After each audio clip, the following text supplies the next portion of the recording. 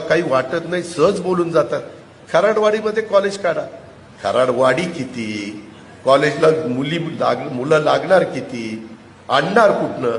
मी म्हणलं कुठनं आणायची? तुम्हीच आणायची.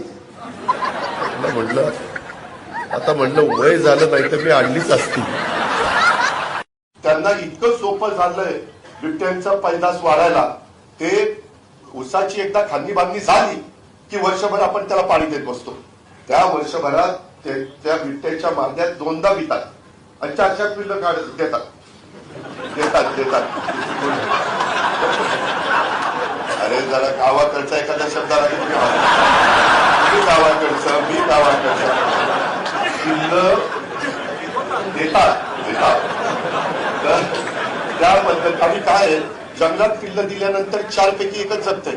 मग कोण घाण उचलून देते, कुठं काय होतंय, तिथं 4च्या 4 जगतायत.